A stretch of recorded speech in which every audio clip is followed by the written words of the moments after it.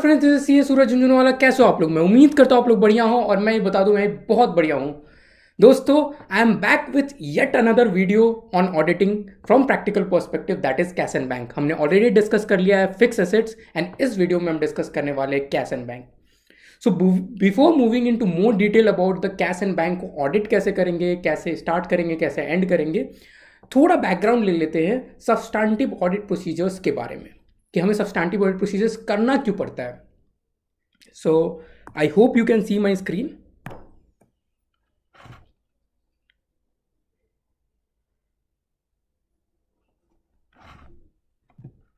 All right.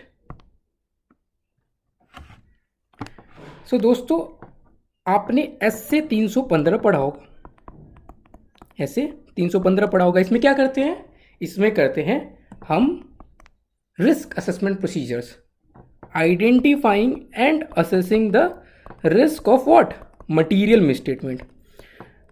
जो material misstatement financial statement में present हो सकता है उसको एक तो हम क्या करेंगे? आइडेंटिफाई करेंगे एंड उसका लाइकलीहुड एंड मैग्नीट्यूड को क्या करेंगे? असेस करेंगे। ऑल राइट, तो वो किस में करते हैं? एस से 315 के हिसाब से करते हैं। ऐसे 315 के हिसाब से करते हैं। अब चलो, आपने ये कर लिया, आपने एक रिस्क को आइडेंटिफाई करा। फॉर एग्जाम्पल, आपने एक रिस्क आइडेंटिफाई करा कि भैया वेयर हाउस में एक चोरी हो सकता है, वेयर हाउस में गोल्ड्स का चोरी हो सकता है। मान लो एक वेयर हाउस है, ठीक है, यहाँ पे गोल्ड्स रखे हुए हैं।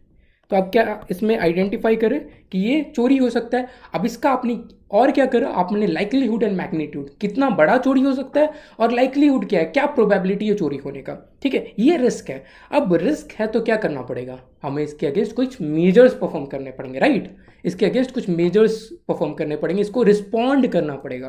तो इसको रिस्पॉन्ड करने के लिए आता है भैया हमारा हमारा आता है ऐसे 330। अब आप पूछोगे सर, मैं बोलूँगा हाँ हाँ सर, ऐसे 330 में रिस्पॉन्ड कैसे हम करते हैं? ऐसे 330 में रिस्पॉन्ड कैसे करते हैं?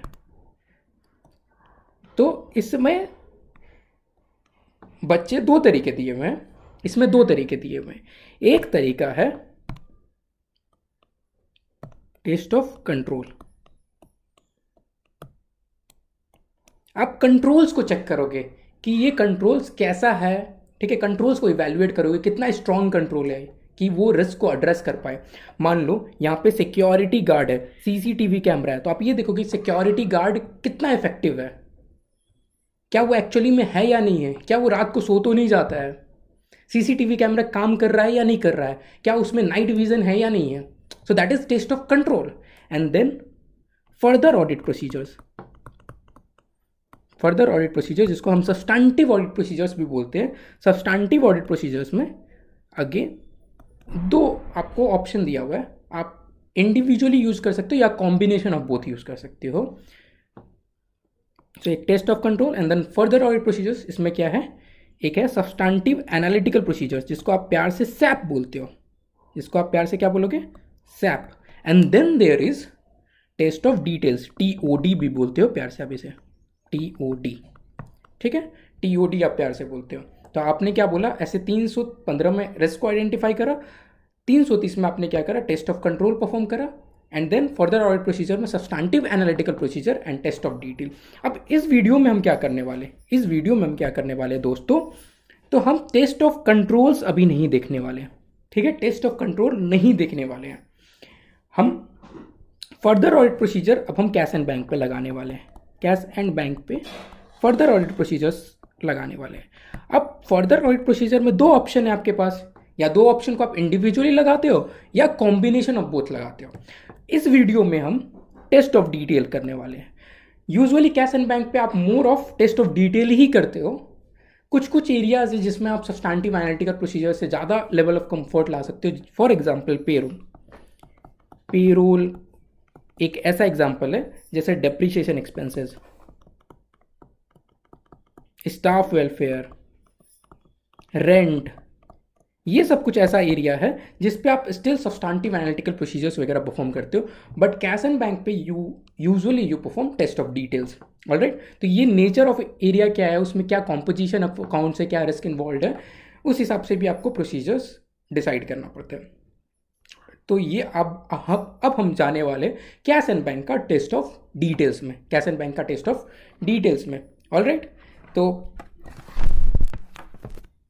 now I will open that template which I have prepared for you guys, and we're gonna walk through that template. All right, we're gonna walk through that template.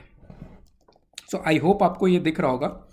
मैंने यहाँ पे ऑडिटर का नाम लिख दिया। मान लो ऑडिटर है हमारा century learning and company, and हमारा क्लाइंट क्या है, ABC प्राइवेट लिमिटेड। हम कौन से एरियाज का ऑडिट कर रहे हैं, cash and cash equivalent, cash and cash equivalent. अब इस एरिया में, चाहे इस टेम्पलेट में डीप डाइव करने से पहले, इस टेम्पलेट में डीप डाइव करने से पहले इंपॉर्टेंट क्या है दोस्तों, कि हम ये समझे कि फाइनेंशियल स्टेटमेंट में कैसे दिखता है ये एरिया। तो आप जाओगे, मैंने एक सैम्पल FS लगाया यहाँ पे, राइट। इसको थोड़ा सा मैं बड़ा कर देता हूँ आपकी विजिबिलिटी के लिए। अब ये क्लाइंट से आपको बैलेंस शीट मिला। मैं थोड़ा सा यहाँ पे ईयर को चेंज कर देता हूँ। ये ईयर आपका थोड़ा सा मिस्टेक है, ये हो जाएगा March 31, ठीक है, राइट। सो March 31 को ये सारे आपके अमाउंट्स हैं फॉर डिफरेंट एरियाज। अभी आप इस वीडियो में किसका ऑडिट करने वाले हो, कैश एंड कैश इक्विवेलेंट का, cash and cash equivalent, and then there is bank balance other than above, इसका भी आप ऑडिट करने वाले हो, ठीक है। और कुछ ऐसे फिक्स डिपॉजिट्स होते हैं जो नॉन करंट में भी बैठे होते हैं, जो let's say more than 12 months है वगैरह वाले फिक्स डिपॉजिट्स होते हैं, जो अदर फाइनेंशियल एसेट्स में भी बैठे हुए होते हैं। सो आइडियली हम ये तीन को हम टेस्ट करने वाले, ये तीन को टेस्ट करने वाले इन दिस बेसिकली वीडियो। अब आपने एक ब्रेन स्टॉर्मिंग करते हैं, आपको पता चला आप ये तीन एरिया को आपको ऑडिटिंग करना है। आप एक आर्टिकल हो चाहे एक फ्रेस क्वालिफाइड चार्टर्ड अकाउंटेंट हो, अब आपको ये तीन एरिया का आपके सीनियर ने बोल दिया, चाहे आपके डायरेक्टर ने बोल दिया, पार्टनर ने बोल दिया कि भैया ये तीन एरिया का मुझे वर्क पेपर बनाकर दो, मैं रिव्यू करूँगा। तुम्हारे पास 1 हफ्ते का टाइम है, सारा डेटा लो, सारा ऑडिटिंग करो, सब कुछ करो, और मेरे पास फाइनल वर्क पेपर कंक्लूजन के साथ लेकर आओ 1 हफ्ते के बाद। अब आपको पता चला ये तीन एरिया का अमाउंट, अभी तक सिर्फ आपके पास अमाउंट है। अब आप नेक्स्ट स्टेप्स क्या करोगे, तो आप सोचो, खुद से सोचो कि क्या करोगे। आप इससे रिलेटेड क्लाइंट से शेड्यूल मांगोगे, डिटेल मांगोगे। For example cash and cash equivalent में आप क्या बोलोगे कि इसका कंपोजिशन क्या है, ये 9.1 मिलियन जो अमाउंट है इसका क्या कंपोजिशन है, तो आपको पता चलेगा। अब कंपोजिशन समझने से पहले आपको इस एरिया का थोड़ा सा ब्रीफ अंडरस्टैंडिंग होना पड़ेगा। तो ब्रीफ अंडरस्टैंडिंग आपके लिए आया यहाँ पे गाइडेंस नोट एक ICAI का, जो कि बेसिकली शेड्यूल 3 से ही रिलेटेड है, शेड्यूल 3 डिवीजन 2। यहाँ पे आपका वो गाइडेंस दिया हुआ है कि आपका कैश एंड कैश इक्विवेलेंट में क्या क्या इंक्लूडेड होता है, तो ये भी आपको पता होना चाहिए। Cash and cash equivalent shall be classified as balance with bank. तो आपको अब पता चला कि जो 9.1 मिलियन है ना भैया, इसमें क्या हो सकता है, बैलेंस विद बैंक हो सकता है। दूसरा आपको क्या बोला, चेक्स और ड्राफ्ट्स इन हैंड, आपने कुछ चेक, आपको कस्टमर से चेक्स मिले हैं, वो आपके पास पड़ा हुआ है, ठीक है, वो आप इमीडिएटली इन कैश करवा सकते हो, तो उसको भी क्या बोलोगे, कैश एंड कैश इक्विवेलेंट, ठीक है। तीसरा कैश ऑन हैंड, मतलब आपके पास कुछ कैश पड़ा हुआ है एंड कुछ अदर सिमिलर नेचर्स हो सकता है, ठीक है। एंड देन तो हमें ये पता चल गया सैम्पल FS में 9.1 मिलियन का कंपोजिशन क्या है, ठीक है, 9.1 मिलियन का कंपोजिशन क्या है ये पता चल गया। अब दूसरा आता है bank balance other than above, ये भी आपको ऑडिट करना है 5 मिलियन का, ठीक है। तो आपको गाइडेंस नोट में क्या बोला, bank balance other than above में क्या इंक्लूड होगा, shall be disclosed below cash and cash equivalent on the face of balance sheet. तो अब इसके अलावा कुछ है, इसके अलावा क्या हो सकता है, फिक्स डिपॉजिट्स हो सकता है। कैश एंड कैश इक्विवेलेंट्स के अलावा क्या हो सकता है, फिक्स डिपॉजिट्स हो सकता है।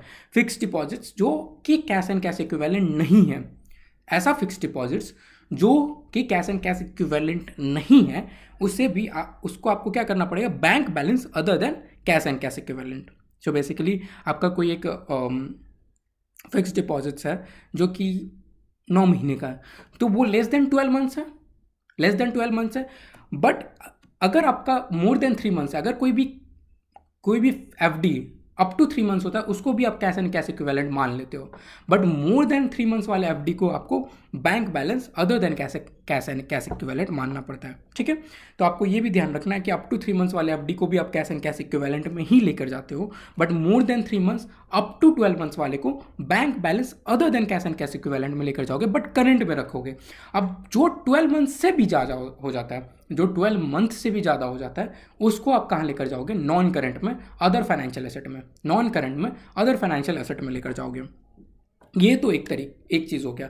दूसरा आपका मान लो आपने एक कोई गारंटी लिया हुआ है, बैंक गारंटी लिया हुआ है, ठीक है, बैंक गारंटी लिया हुआ है, उसके अगेंस्ट आपने कोई एफडी, बैंक गारंटी के अगेंस्ट आपने कुछ एफडी दे दिया, तो उस केस में भी आपको देखना पड़ेगा वो जो एफडी है वो आप अपने मर्जी के हिसाब से विड्रॉ नहीं कर सकते हो, क्योंकि आपने बैंक गारंटी के अगेंस्ट एज अ सिक्योरिटी आपने कोई अपना एफडी ईयर मार्क्ड करवा दिया, ठीक है, आपने कोई FD as a year mark दे दिया, मार्जिन मनी दे दिया है।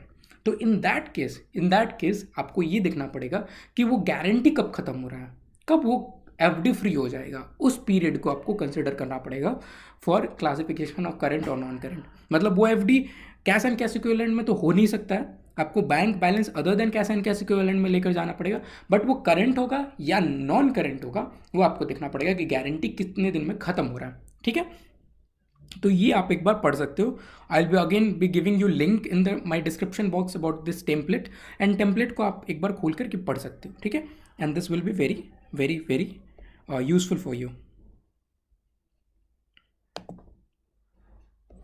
तो अब हम देखते हैं, अब हमें पता चल गया कि कैश एंड कैश इक्विवेलेंट में क्या होता है। तो हमने बोला क्लाइंट को भाई कैश एंड कैश इक्विवेलेंट का ब्रेकअप दे दो, शेड्यूल दे दो। तो क्लाइंट ने बोला कि कैश इन हैंड है इतना and balance with several banks के साथ उसका बैलेंस है, ठीक है, ICICI SBI बैंक वगैरह के साथ डिफरेंट अकाउंट्स में बैलेंसेज है, कुछ बैलेंसेज दिया हुआ है एंड कुछ अदर बैंक बैलेंसेज है, ठीक है, अदर बैंक बैलेंसेज है जो कि fix deposit held as margin money है 15 मिलियन का, ठीक है। ये डिटेल्स आपको क्लाइंट ने दे दिया, ये डिटेल्स आपको क्लाइंट ने दे दिया, ऑलराइट। अब इस पर कुछ आपको वर्क परफॉर्म करना है, तो पहले आप ये देख लेते हैं कि वर्क क्या परफॉर्म करोगे और कौन से असर्शंस को एड्रेस करोगे। अब मैंने आपको जब फिक्स असेट का भी ऑडिटिंग करना सिखाया था, तो मैंने क्या बोला था कि आप क्या करते हो, असर्शंस को एड्रेस करते हो। मैंने क्या बोला, 315 में आप रिस्क आइडेंटिफाई करते हो, उसको रिस्पॉन्ड करते हो। तो रिस्क किससे रिलेटेड होता है, असर्शन से रिलेटेड होता है। मैनेजमेंट ने कुछ दावा करा है, मैनेजमेंट ने बोला है कि जो मेरे बुक्स में कैश दिख रहा है, कैश का जो बैलेंस दिख रहा है वो एक्चुअली में एग्जिस्ट करता है, वो सारा जितना भी रिकॉर्ड होना चाहिए वो सारा कंप्लीटली रिकॉर्डेड है।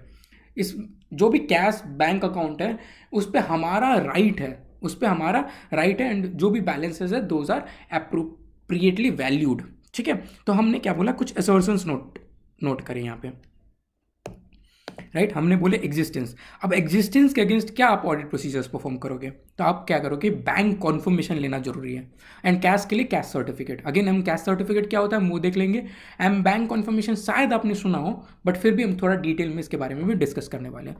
तो क्या एक लोगे आप, बैंक कॉन्फर्मेशन लोगे एंड देन कैश सर्टिफिकेट लोगे, राइट। बैंक कॉन्फर्मेशन, इससे आपको पता चल जाएगा कि ओके बैंक ने जब कन्फर्म कर दिया कि आपका बैलेंस है तो ऑफकोर्स है, तो इससे आपको एग्जिस्टेंस पता लग जाए। कंप्लीटनेस के लिए क्या करोगे, 2 इंपॉर्टेंट प्रोसीजर है। आप एक तो जनरल लेजर से मैच कर लोगे, जो भी आपका टोटल बैलेंस क्लाइंट ने ब्रेकअप दिया है उसको आप क्या करोगे, फाइनेंशियल स्टेटमेंट से मैच कर लोगे। तो जो क्लाइंट ने आपको शेड्यूल्स से दिया, ब्रेकअप दिया है उसका टोटल, उसको आप टोटल करके क्या करोगे, फाइनेंशियल स्टेटमेंट से अग्री करोगे। दूसरा बहुत इंपॉर्टेंट प्रोसीजर क्या है, specifically for balances with bank, आपको बोर्ड मिनट्स वेरीफाई करना है। कोई बैंक अकाउंट ओपन हुआ है, कोई बैंक अकाउंट क्लोज हुआ है, कोई एफडी ओपन हुआ है, कोई एफडी क्लोज वगैरह हुआ है, उसके रिगार्डिंग यूजुअली क्या होता है, मैनेजमेंट बोर्ड में अप्रूवल लेती है। तो आपको उससे क्या पता चल जाएगा कि कोई ऐसा बैंक है जो ड्यूरिंग द ईयर ओपन हुआ है और वो क्लाइंट ने अपने शेड्यूल में नहीं दिया।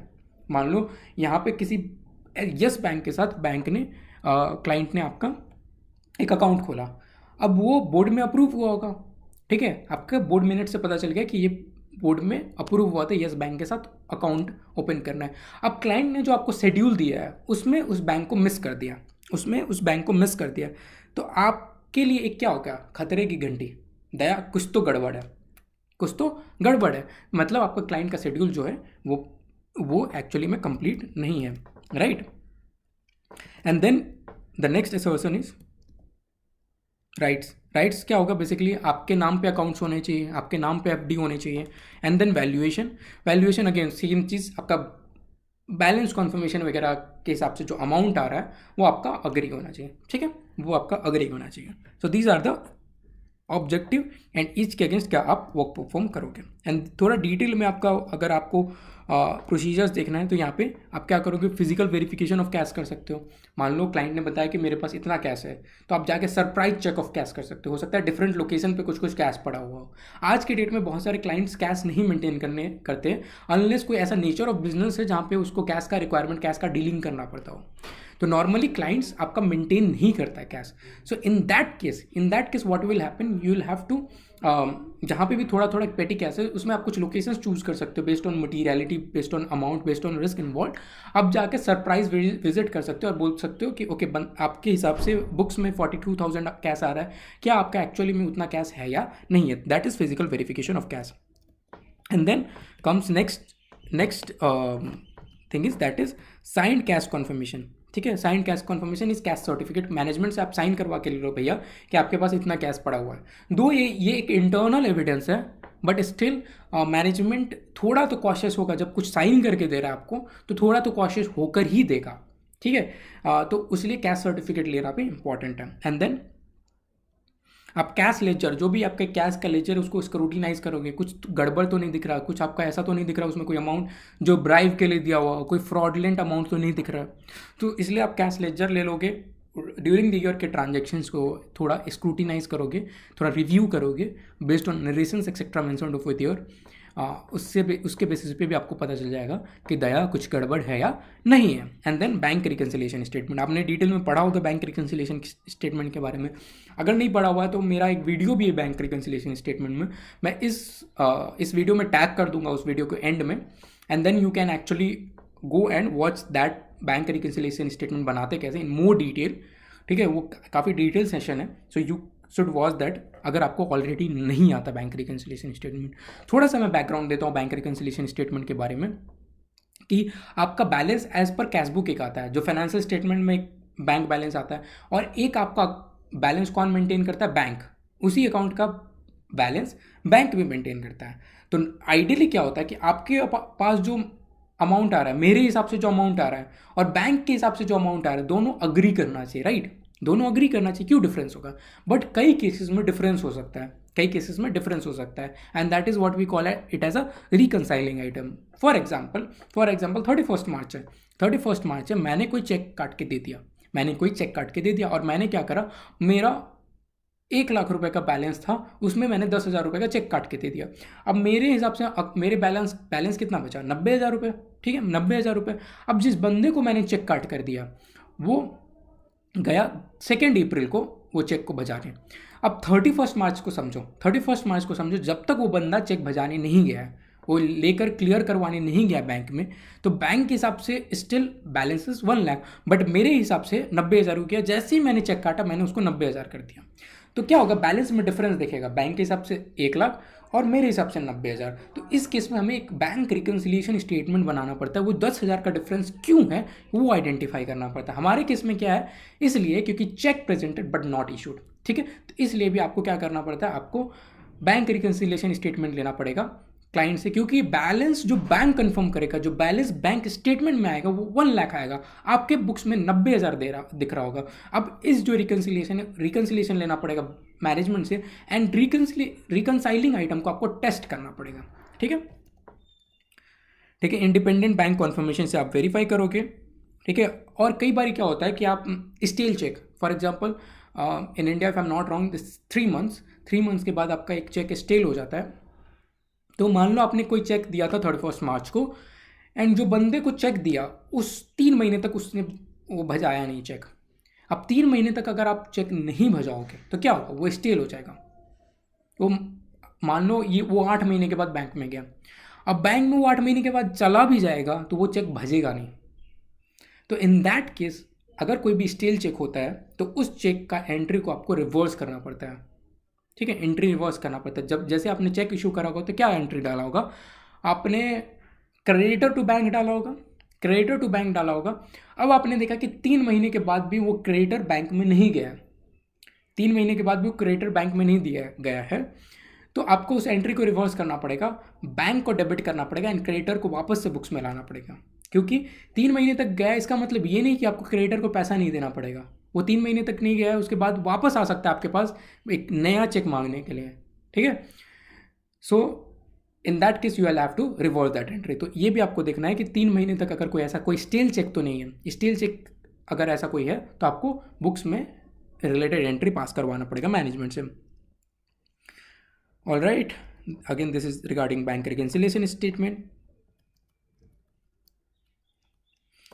अब क्लाइंट से आप डेटा क्या नॉर्मली मांगोगे, क्लाइंट से पीवीसी क्या मांगोगे, तो ये मैंने आपको थोड़ा कुछ डिटेल्स दे दिया है। Again this is a illustrative list, थोड़ा बहुत आपका सिचुएशन के हिसाब से चेंज हो सकता है, थोड़ा बहुत आपको क्लाइंट का अंडरस्टैंडिंग देना पड़ेगा, क्लाइंट का बैलेंस कॉम्पोजिशन क्या है, बट आपको एक बेसिक अंडरस्टैंडिंग मिल जाएगा to start with to kick off. एंड थोड़ा बहुत आप इसमें थोड़ा चेंजेस मॉडिफिकेशन करके कुछ एडिशंस डिलीजन्स करके आप क्लाइंट को शेयर कर सकते हो कि अपना रिक्वायरमेंट क्या है।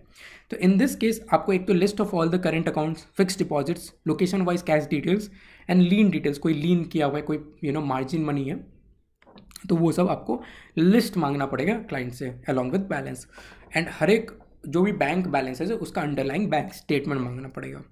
ठीक है, third is of course bank reconciliation statement. हर एक करेंट अकाउंट का आप क्या मांगोगे, bank reconciliation statement along with subsequent details for reconciling item. अब हमारे एग्जाम्पल में क्या था, 10,000 रुपये का रिकंसाइलिंग आइटम था, तो आप 10,000 रुपये का क्या करोगे, आप मांगोगे कि 31 मार्च के बाद उसका क्या हुआ है, उसका सब्सिक्वेंट क्लियरेंस डिटेल्स आप मांगोगे। तो इस केस में हमें क्या मिलेगा कि 4 अप्रैल को जाकर वो पैसा भज चुका है बैंक में, तो वही आप बोलते हो कि सब्सिक्वेंट क्लियरेंस डिटेल आप बैंक मैनेजमेंट से मांगोगे। और जो भी न्यू एफडी हुआ है उसका एफडी सर्टिफिकेट लोगे। तो जब भी आप एक न्यू एफडी ओपन करवाते हो, आप भी पर्सनली कभी ओपन करवाओगे तो आप देखोगे आपको एक एफडी सर्टिफिकेट बैंक इशू करता है। तो in this case as well आपको कोई न्यू एफडी दिख रहा है तो उसका एफडी सर्टिफिकेट आपको वेरीफाई करना पड़ेगा। जो भी ऑल द एफडीज आपके क्लोजिंग बैलेंस में बैठा हुआ है उसका आप एफडी स्टेटमेंट ले लोगे।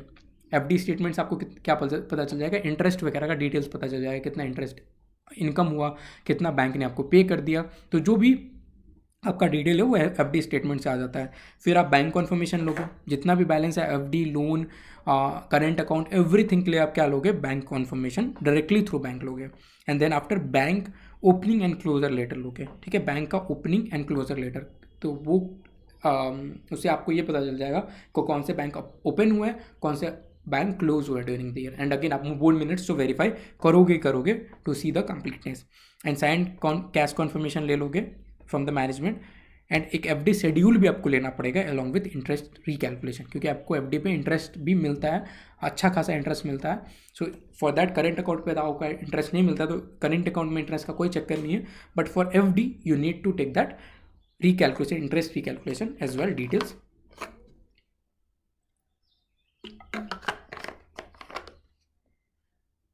all right, तो ये आपका हो गया बैकग्राउंड, क्या करोगे और क्या डिटेल्स मांगोगे। वापस से आ जाते हैं हम अपने लीड सीट पे। तो लीड सीट से आपको पता चला ये सारे डिटेल्स हैं जो कंपोजिशन है।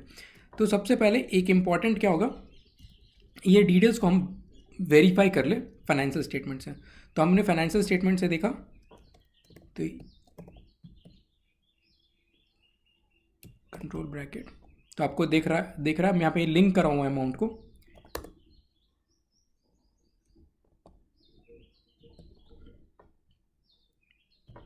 तो 9.1 मिलियन का बैलेंस आ रहा है एंड लीड सीट में भी 9.1 मिलियन का 320 का गैप है।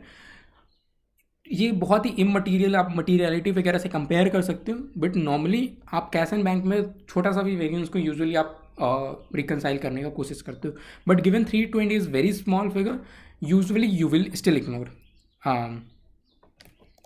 तो यहाँ पे अगर आप देखो तो 9.140158 आ रहा है एंड जो डिटेल्स क्लाइंट ने शेयर करा उसके 9.140478 मिलियन आ रहा है।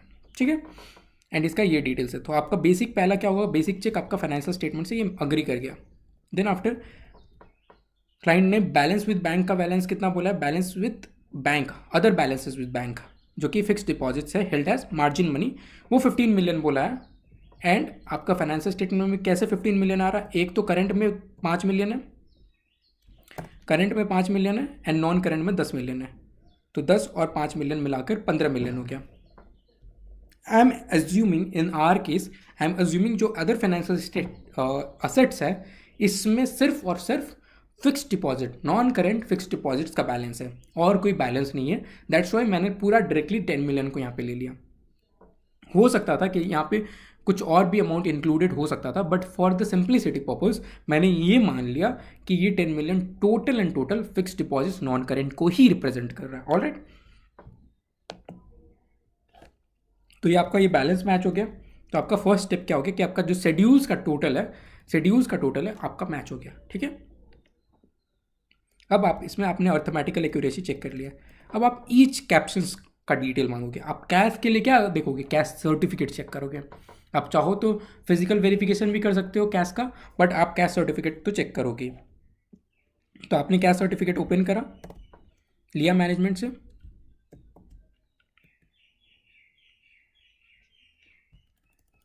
और ये मैनेजमेंट ने ये कैश सर्टिफिकेट दिया। सो ये यूजुअली आपका पीडीएफ फॉर्म में होगा। मैंने यहाँ पे एक्सेल पे एक फॉर्मेट लगा दिया है, but normally it will be on PDF form क्योंकि साइंड वगैरह रहेगा। तो यहाँ पे कैश सर्टिफिकेट एज ऑन 31 मार्च आ जाएगा। नेम ऑफ ऑथराइज पर्सन, यहाँ पे कुछ नेम लिखा हुआ होगा, प्लेस कौन से लोकेशन का है वो लिखा हुआ रहेगा, and then as per accounts total दिखा हुआ रहेगा ये कितना है, एंड इसी का डेनोमिनेशन भी देना पड़ेगा कि कौन से करेंसी का कितना नोट्स है, and this will be the multiple. So आप देखोगे ये ऐसे मल्टीप्लाई करके आ रहा है। फॉर द विजिबिलिटी पर्पस मैं थोड़ा इसको साइज इंक्रीज कर देता हूँ so that this is visible to you guys.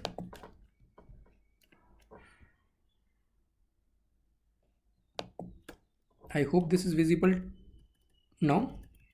तो आपका ईच डिनोमिनेशन का क्या बैलेंस है वो भी आपको देना पड़ेगा।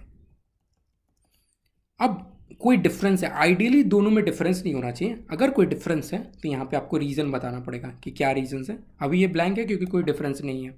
एंड देन आफ्टर कौन किसने प्रिपेयर करा और किसने ऑथराइज करा ये सर्टिफिकेट को, यहाँ पे मैनेजमेंट का साइन होगा। तो ये कैश सर्टिफिकेट आप मैनेजमेंट से लोगे and ideally this 106 should match, which in are case is matching. ठीक है, 106 मैच हो रहा है दोस्तों। अब हमारा नेक्स्ट जो आइटम है that is balance with bank. अब ईच बैलेंस विद बैंक का कॉम्पोजिशन क्या है, वेरियस करंट अकाउंट्स है। आप यहाँ पे देख रहे हो आईसीआईसीआई बैंक है, एसबीआई बैंक है। सो इसके लिए हम क्या मांगेंगे, बैंक रिकन्सिलिएशन स्टेटमेंट मांगेंगे एंड रिलेटेड बैंक स्टेटमेंट भी मांगेंगे। ठीक है, बैंक रिकन्सिलिएशन स्टेटमेंट, क्योंकि हो सकता है जो यहाँ पे बुक्स में जो बैलेंस दिख रहा हो वो बैंक स्टेटमेंट में ना हो, जो बुक्स में बैलेंस दिख रहा है वो बैंक स्टेटमेंट में ना हो। अब हम इस लिंक को फॉलो करते हैं, यहाँ पे मैंने लिंक करा हुआ है, ये नंबर को फॉलो करते हैं। मैंने यहाँ पे ओपन करा, ठीक है, यहाँ पे मैंने ओपन करा, सेवरल बैंक्स हैं, इसका अकाउंट नंबर दिया हुआ है। अकाउंट नंबर यहाँ पे मैंने एक जस्ट बोगस अकाउंट नंबर यहाँ पे रखा हुआ है, एंड सो दैट कि किसी का भी कोई कॉन्फिडेंशियल इन्फॉर्मेशन यहाँ पे लीक ना हो। So I have just given 1 2 3। Normally account number काफ़ी बड़ा होता है। एंड देन आफ्टर यहाँ पे अगर आप देख रहे हो बैलेंस एज पर बुक्स है, बैलेंस एज पर बुक्स है, ये total balance as per books दिया हुआ है। एंड देन ये बैलेंस एज पर बुक्स है।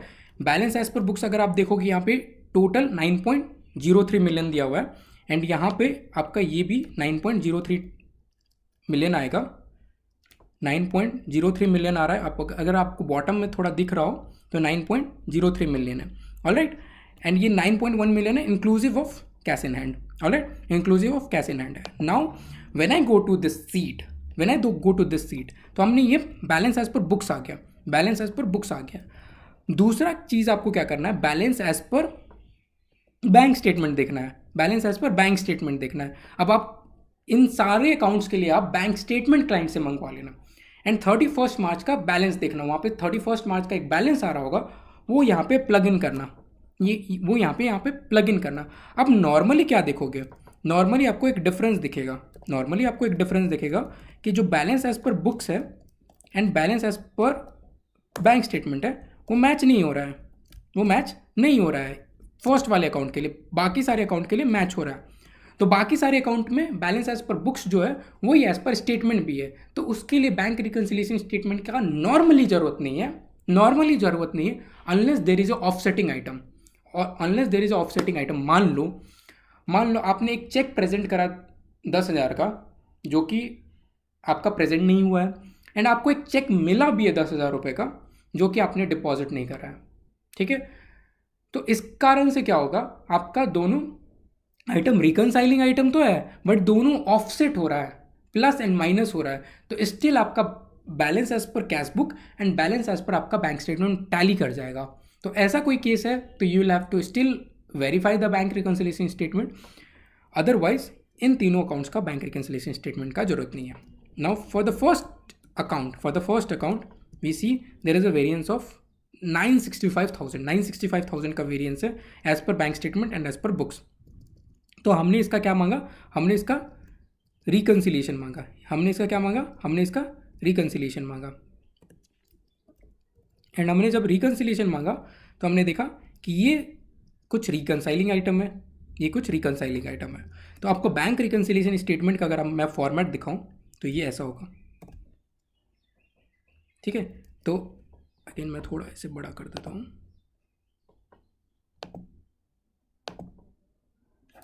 तो आपका पहला आ जाएगा balance as per bank books of account. Balance as per books of account कितना दिख रहा है, 7.9 मिलियन। 7.9 मिलियन आपको balance as per books of account दिख रहा है, ओके। अगर आप देखो तो लीड सीट हमारा जो था यहाँ पर भी 7.9 मिलियन, ऑलराइट।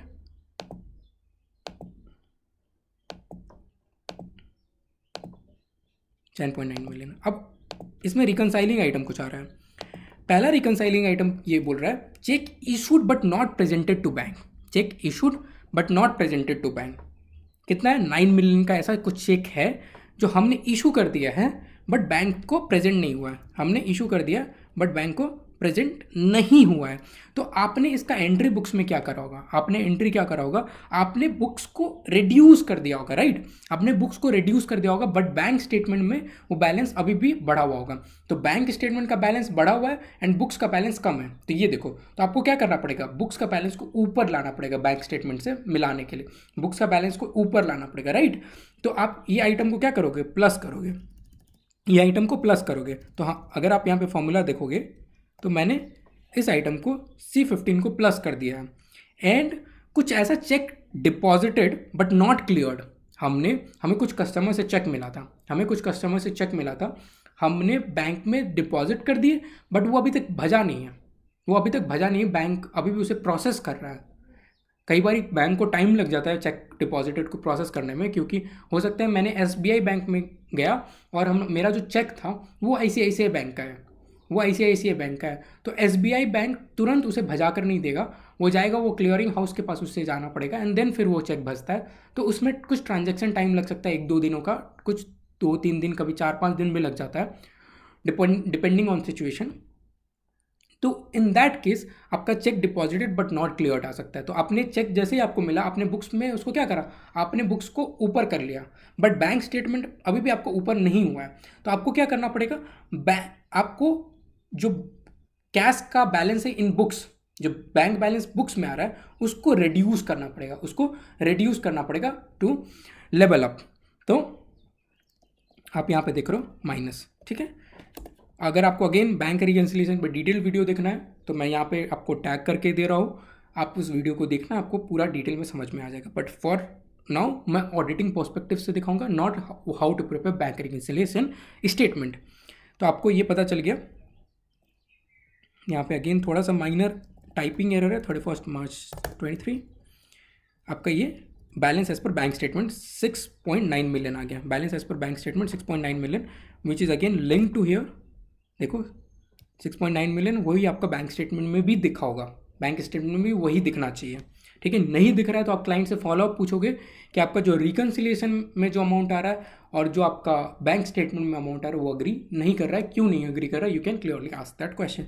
तो ये कॉलम में डिफरेंस 0 होना चाहिए, क्योंकि आप amount as per derived amount as per reconciliation को कंपेयर कर रहे हो विथ बैंक स्टेटमेंट, तो दिस शुड बी 0। अगेन आप इससे रिलेटेड क्या करोगे, बैंक कॉन्फर्मेशन ऑब्टेन करोगे। इससे रिलेटेड कि कई बार क्या हो सकता है, बैंक स्टेटमेंट को कोई एडिट कर सकता है, राइट। आपको जो PDF शेयर कर रहा है वो मैनुअली एडिट भी हो सकता है, इसलिए बहुत इंपॉर्टेंट है इंडिपेंडेंट कॉन्फर्मेशन ऑब्टेन करना, इंडिपेंडेंट कॉन्फर्मेशन ऑब्टेन करना। एंड कॉन्फर्मेशन का इंपॉर्टेंस और ज़्यादा इंक्रीज हो गया आफ्टर द सत्यम केस। जो सत्यम केस हुआ था उसके बाद इंडिया में कॉन्फर्मेशन ऑब्टेन करने का बहुत ज़्यादा इंपॉर्टेंस इंक्रीज हो गया। So please please please make sure आप इंडिपेंडेंटली कॉन्फर्मेशन ऑब्टेन कर रहे हो। आप अपने क्लाइंट पे कॉन्फर्मेशन को एक बहुत ज़्यादा हाई प्रायोरिटी आइटम रखना, हमेशा हमेशा हमेशा कैश कॉन्फर्मेशन को one of the highest priority item रखना, क्योंकि इसमें बहुत फ्रॉड होने के चांसेस होते हैं। And that we have actually seen in Satyam case, जहाँ पे उन्होंने एफडी वगैरह का बैलेंस को बहुत ओवर वैल्यू करके रखा हुआ था, अपने सारे एसेट्स को ओवर वैल्यू करके रखा हुआ था, बट वो एक्चुअली बोगस एसेट्स थे। एंड वहाँ पे पीडब्ल्यूसी का बोला जाता है, पीडब्ल्यूसी ने कॉन्फर्मेशन ऑब्टेन नहीं कर रहे थे, वो कुछ सर्टिफिकेट्स पे स्टेटमेंट्स पे रिलाई कर लिए, and that were actually not the correct balance which were reflecting in books. तो इसलिए आपको कॉन्फर्मेशन ऑब्टेन करना is very very very important. Alright, अब आप कॉन्फर्मेशन का यहाँ पे मैंने एक फॉर्मेट भी आपको लगा कर दिया हुआ हूँ।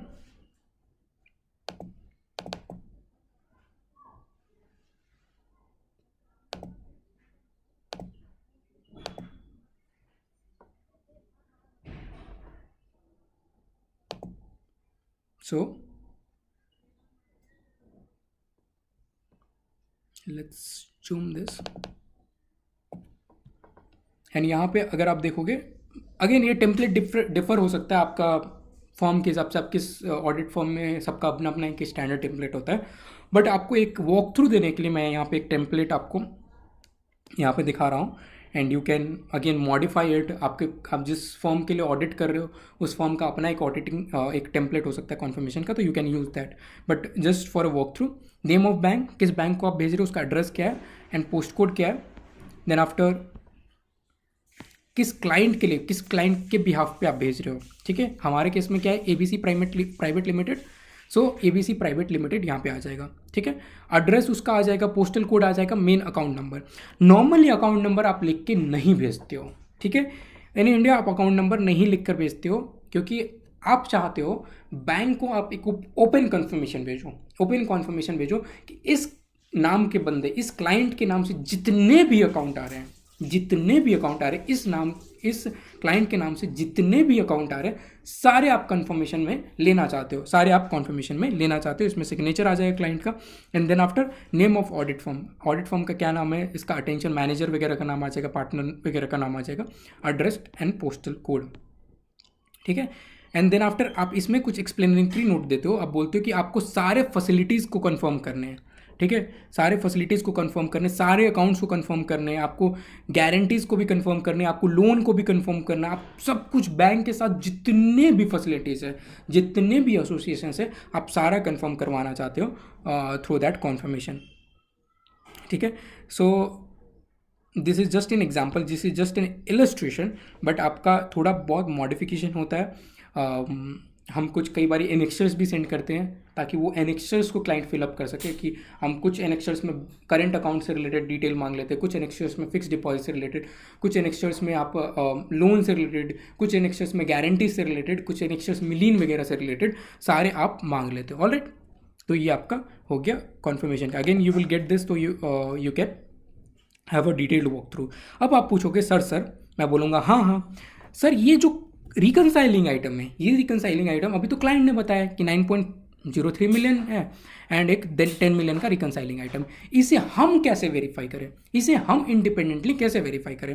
तो इसको इसका सब्सिक्वेंट क्लियरेंस डिटेल आपको मांगना पड़ता है। तो इसके अगेन लिंक पे हम जाते हैं। अब ये अगर आप देखोगे तो फर्दर लिंक्ड है, तो यहाँ पे अगर आप देखोगे तो फर्दर लिंक्ड है, एंड हियर यू गो। और क्लाइंट ने बोला कि ये जो 9.03 मिलियन है ना, इसका ये सारे डिटेल्स है, 9.03 मिलियन है ना, ये सारे डिटेल्स है।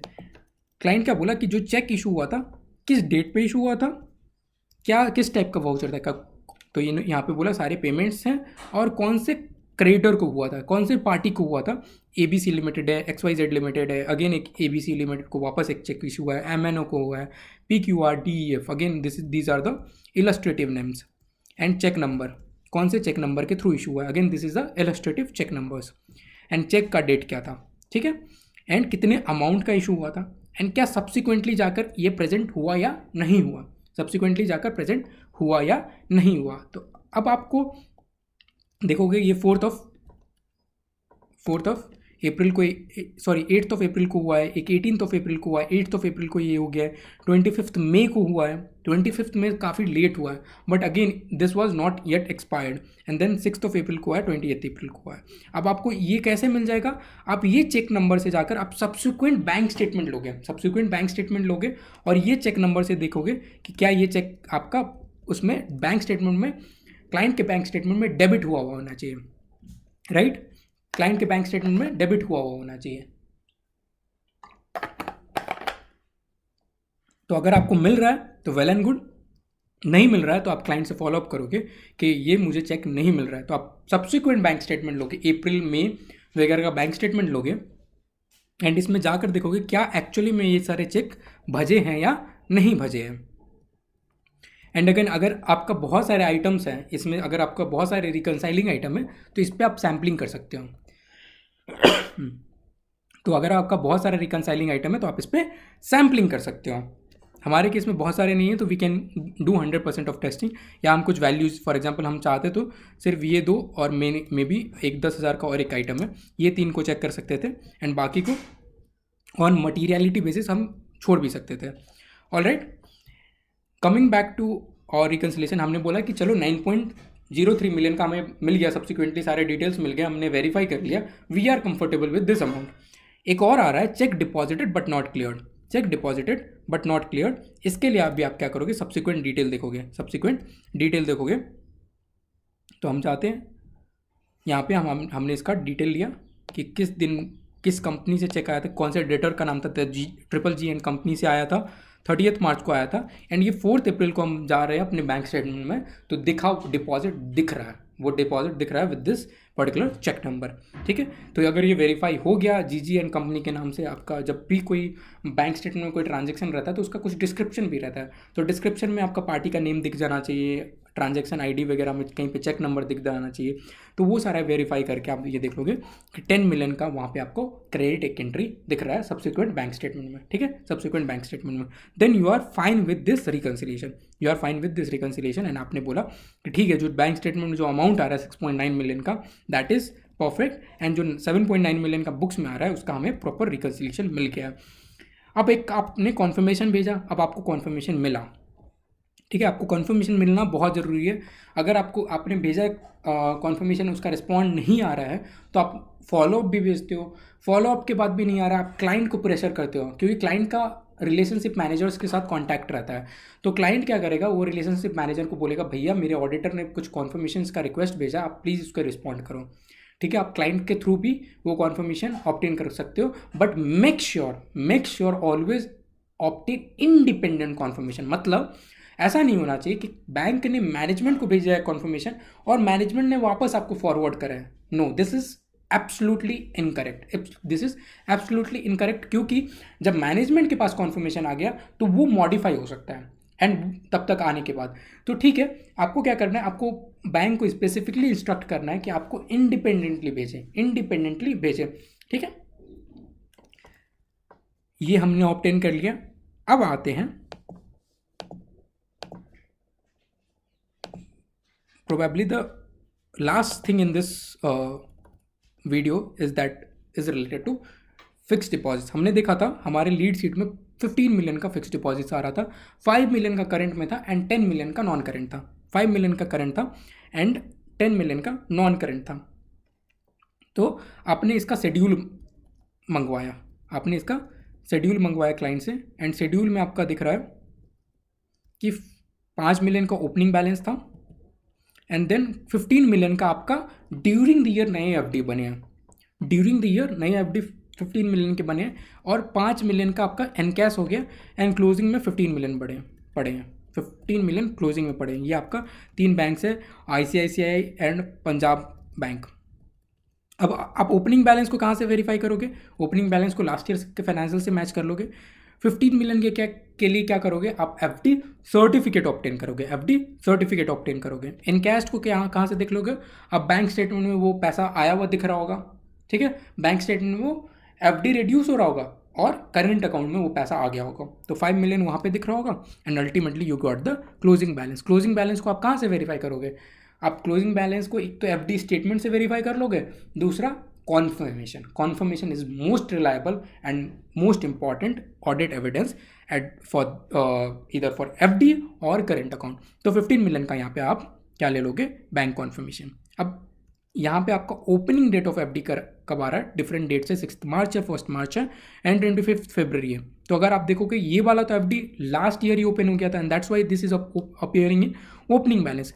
बट दूसरा 2 एफडी का है ड्यूरिंग द ईयर ओपन हुआ है, 31 मार्च 23 वाले पीरियड में जो हमारा ऑडिट पीरियड है उसमें ओपन हुआ है एंड इसका डिफरेंट मैच्योरिटी डेट आ रहा है। तो अगर आप देखोगे तो ये 6 मार्च 23 को मैच्योर हो गया एंड दैट्स वाई कि इन कैश दिख रहा है, मतलब 31 मार्च से पहले ही ये मैच्योर हो गया। एंड देन दूसरा जो बैलेंस है ये 1 मार्च 24 को अगले साल जाकर मैच्योर होगा एंड ये तो 25 फरवरी 28 में बहुत दिनों के बाद जाकर मैच्योर होने वाले हैं। एंड एफडी का पीरियड्स भी ये 365 डेज का एफडी था, ये 366 डेज का एंड ये 1826 डेज का एफडी है। तो अगर आप देखो कि कौन सा FD current and non current होना चाहिए, पहले वाला तो एनकैश ही हो गया है, ये क्लोजिंग बैलेंस में आ ही नहीं रहा है तो कोई मतलब ही नहीं है। बट अगर आप देखोगे ये दोनों एफडी में, पहला एफडी क्या है कि ये within 12 months as on 31 March इसका जो टाइम बचा हुआ है वो लेस देन 12 मंथ्स बचा हुआ है। तो ये क्या हो जाएगा? Balance with bank, other bank balances में, ये अदर बैंक बैलेंसेस में क्लासीफाई हो जाएगा, कैश एंड कैश इक्विवेलेंट के नीचे करंट में एज ए करंट एसेट्स ये क्लासीफाई हो जाएगा। बट इसका पीरियड अभी काफ़ी बचा हुआ है तो ये अदर फाइनेंशियल एसेट्स में जाएगा and that's why this 10 million was appearing in other financial assets, non current में। ठीक है, नॉन करंट में अदर फाइनेंशियल एसेट्स में ये अपीयर हुआ था। एंड अगेन अब आप देखोगे कितना पीरियड बचा हुआ है ड्यूरिंग द ईयर, कितना पीरियड के लिए ये एफडी यूज़ हुआ है। तो अगर आप देखोगे तो डिफरेंट 340 दिन के लिए ये यूज़ हुआ है, हमने यहाँ पे फॉर्मूला लगा लिया, तो 340 डेज़ के लिए ये यूज़ हुआ है एंड देन ये 31 दिन के लिए ये यूज़ हुआ एंड 35 दिनों का ये यूज़ हुआ है। ये डिफरेंट इंटरेस्ट रेट है, इंटरेस्ट रेट आपका एफडी सर्टिफिकेट से वेरीफाई हो जाएगा। आप देख रहे हो कि इतना ओपनिंग अक्रूड इंटरेस्ट था, ओपनिंग अक्रूड इंटरेस्ट था, ये इंटरेस्ट ड्यूरिंग द ईयर ये एज पर बुक्स आ गया, ये क्लाइंट ने आपको दिया है। टीडीएस बोला, अब अगेन इंटरेस्ट पे टीडीएस कटता है, इंटरेस्ट पे जब ये बैंक आपको इंटरेस्ट देता है तो उसमें कुछ टीडीएस काट करके देता है, तो इसलिए आपका जब बैलेंस जो आता है वो नेट ऑफ टीडीएस आता है, नेट ऑफ टीडीएस आता है, तो इसलिए आपको टीडीएस रिड्यूस करना पड़ता है। तो आपने यहाँ पे टीडीएस 10% ले लिया, 10% टीडीएस है ऑन इंटरेस्ट, तो आपने ये टीडीएस काट लिया एंड ये आपका बैलेंस आ गया net of TDS, net of TDS ये आपका बैलेंस आ गया एंड टोटल इंटरेस्ट अक्रूड आपका आ गया, ये ड्यूरिंग द ईयर का net of TDS amount and opening accrued को ऐड करके ये आपका बैलेंस आ गया 306 वगैरह का। ठीक है, 306 वगैरह का आपका बैलेंस आ गया। नाउ अब आते हैं एक तो करंट नॉन करंट का क्लासिफिकेशन। ठीक है, करंट नॉन करंट का क्लासिफिकेशन, तो अगर आप देखोगे यहाँ पे 5 मिलियन तो आपका अदर बैंक बैलेंस में करंट में जा रहा है एंड नॉन करंट में आपका 10 मिलियन का जा रहा है, we have already discussed. Now अब आप इंडिपेंडेंटली कैलकुलेट करोगे कि इंटरेस्ट कितना बनना चाहिए। तो अगर आप देखोगे ये आप 340 दिन 5 मिलियन पे लगाओगे, 340 दिन 5 मिलियन पे लगाओगे एंड 340 दिन 5 मिलियन पे लगाओगे एंड डिवाइड बाई 365 कर दोगे, डिवाइडेड बाई 365 हमारे इस केस में आपका इंटरेस्ट आ गया 163 का 500 रुपए का डिफरेंस है, which could be some calculation difference, कुछ राउंडिंग ऑफ डिफरेंस। तो आप क्लाइंट से again you can take a materiality call over here, छोटा सा बैलेंस हो सकता है आप इग्नोर कर दो, बट आपका ये भी डिपेंड करेगा क्लाइंट का एक्चुअल मटीरियलिटी क्या है एंड क्लाइंट से आप बेस्ड ऑन दैट आप फर्दर इन्वेस्टिगेट कर सकते हो इसको। इस केस में आपका 21 अगेन आपका सिर्फ और सिर्फ कितने दिनों के लिए आएगा, 31 डेज़ के लिए आपका 10 मिलियन पे 31 डेज़ का आपका ये इंटरेस्ट बना 21,000 एंड ये आपका 5 मिलियन पे और ये 10 मिलियन पे 35 दिनों के लिए इंटरेस्ट बना है। ठीक है, this are the total interest और यहाँ पे हमने वेरिएंस देख लिया, हम interest amount during the year जो क्लाइंट ने दिया था और ये हमारे हिसाब से आ गया। ठीक है, आपको बैंक कॉन्फर्मेशन भी लेना है तो बैंक कॉन्फर्मेशन के हिसाब से जो भी बैलेंस आएगा आप यहाँ पे डाल दोगे और वेरिएंस चेक कर लोगे, so this is basically the FD part. All right, तो आई होप हमने सारे पार्ट कवर कर लिए. अगेन मैं एक बार लीड शीट पे जाता हूँ, रिकैप कर देता हूँ आपको ये डिस्कशन को, and then we can probably wrap up this video. हमने क्या बोला? हमने बोला कि कैश एंड बैंक है. कैश एंड बैंक पे हम क्या कर रहे हैं? हम टेस्ट ऑफ डिटेल परफॉर्म करने का कोशिश कर रहे हैं. टेस्ट ऑफ डिटेल में हमने क्या बोला कि कैश एंड कैश इक्विवेलेंट आता है, अदर बैंक बैलेंसेज आता है, एंड कुछ बैलेंस नॉन करंट में भी रह सकता है. हमने बेसिक अंडरस्टैंडिंग ली. और फिर हमने क्या बोला? हम क्या वेरियस ऑडिट प्रोसीजर्स परफॉर्म कर सकते हैं. Various audit procedures cash in hand के लिए हम यूजुअली कैश सर्टिफिकेट ऑब्टेन करेंगे, and we can also do physical verification. Balance with bank जो करंट अकाउंट में होता है, करंट अकाउंट में जो बैलेंस होता है वो again cash and cash equivalent में क्लासीफाई होता है. उसके लिए हम बैंक की रिकंसिलिएशन स्टेटमेंट ऑब्टेन करते हैं, and we try to reconcile जो बैलेंस इन कैश बुक आ रहा है एंड जो बैलेंस इन बैंक स्टेटमेंट आ रहा है उसको रिकंसाइल करते हैं. एंड रिकंसाइलिंग आइटम पे हम क्या करते हैं? टेस्टिंग प्रोसीजर्स परफॉर्म करते हैं. एंड जो balance as per bank statement आ रहा है उसको हम कॉन्फर्मेशन से अग्री करते हैं. Fix deposits, again fix deposits क्या हो सकता है? अगर विद इन 3 मंथ्स है तो हम कैश एंड कैश इक्विवेलेंट में लेकर जाते हैं. अगर मोर देन 3 मंथ्स है बट अप टू 12 मंथ्स है तो वो कहाँ पे आता है? Other bank balances, just below cash and cash equivalent other bank balances में वो आता है.